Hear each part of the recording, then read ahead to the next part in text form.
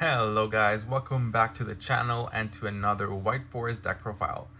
Today I'm going to show you the Millennium version of the deck, which was surprisingly very good. I was not expecting it to be this good, and I think there's a lot of people sleeping on it. I think I haven't, at least I haven't seen it as much as other versions, but I think it's a very solid version and it's very consistent. It's incredibly consistent. Like it provides a little more consistency to the White Forest engine, and it's just fantastic in my opinion. I'm not playing with Fiendsmith, but I do think with Fiendsmith it will be even better.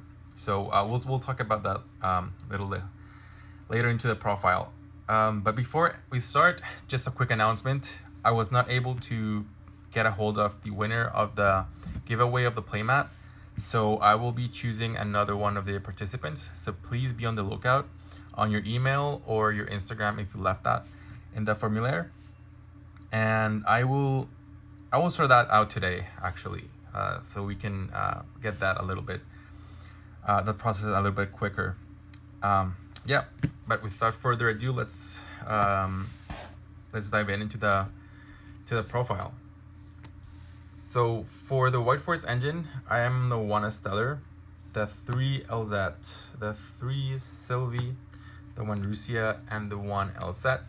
I went back into a Stellar because it's slightly better, since you will always have a spell or trap in the form of that Millennium monsters. So it's still good. Of course, Sylvie is still better, but having this as well boosts up your consistency by a bunch.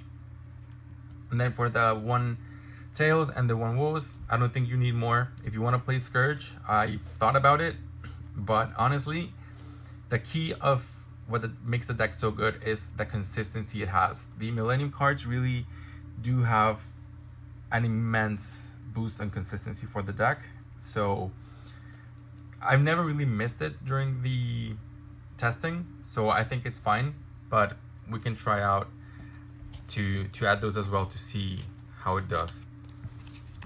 That's it for the White Forest engine. For the Sinful Spoils Azamina package, as usual, just the 3 Witches, the 3 Wanted, the 1 Deception, the 1 Sinful Spoils of the White Forest, and the 1 Hallowed Azamina. So 3 Witches, because again, consistency, and you will always have almost the battle sword for free, because the Millennium cards provide you not only spells but also an additional body. So you will always have the battle sword like almost for free, because after you use the Millennium cards, they're pretty much just free bodies, so you can just use those as well. That's it for the Azamina Simple Spoils package. Now for the star of today, the 3 Sangajin and the 3 Golems as the monsters with the 1 Wedge Temple. So it's pretty insane how, I mean, the only thing you need to be careful about here is paying your life points, right? Because with this tier, you're pretty much paying half of your life points if you're going first. So that's the only thing you need to be aware about, because you know time is a thing. But other than that, like, this gets you this and this gets you this, and then yeah, you just have like 2 free bodies, and then I'll show you in the extra deck like how useful these cards are to boost your consistency. And this kind of unbricks you a little bit, because you can either activate it, and then if you have like a hand trap or something that you maybe don't need or have an extra copy of, like if you open tool set or something like that, you can put one of those there and put one of these in the spell and trap zone and just like keep going. So it's really good. It's also a free spell. Like after you use it, you can pretty much use it as material. So in that sense, it also helps you have always something live. It's kind of like a little like a little trial for the witches of the White Forest, because it pretty much has the same use. Like you activate it, you use it, and then you can use it for free. So yeah, really good. Let me know if you want to see some combos of this deck. It's just really good. I think it'll be worthwhile. For non-engine, the 3 Ashes, the 3 Joel, the 1 Valor for our hand traps, and then the Holy Trinity, the 1 Crossout, the 1 Triple Tactics, and the 1 Call of the Grave, and being the 3 Infinite Impermanence as the last hand traps. Alternatively, I think Droplet could also be a good option, but I went with Imperm because I don't know. I think it's a better target for Crossout having Imperm rather than the Droplets. But yeah, I think Droplets can also, like, you always have like a decent amount of resources to use. That's it for the main deck, 40 cards. Then for the extra deck, the same White Forest lineup with the Chaos Angel. This is pretty standard. I think you will see this in every single White Forest list. It's just immensely good. Then for the fusions, the 1 Murcielago, the 1 Ilia Sylvia, and the 1 Snake Eyes Doom Dragon. Here, this card is part of the combo, because this helps you get into the Zombie Vampire that will help you mill and search for your White Forest cards or your Witch, or just like an additional extender that helps you continue playing. And going second, it's also really good because it will also help you into the combo, but it will also help you clear the opponent's board. So really good. Yeah, you pretty much summon it with whatever you put in the spell and trap zone with the Wedge Temple plus the other Millennium monster you put. Really good. Then the 1 Chorozo, because it is relevant since we are playing through witches.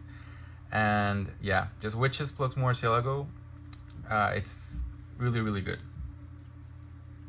The 1 Guardian Chimera, because we do have a decent amount of bodies that we can put in the field. The 1 SP Little Knight, because I think utility is just part of the game. The 1 Cross Sheep. Honestly, I think this can be cut. I rarely saw it, and whenever I put it on the field, I was like, I didn't really need to do this. Could be anything else.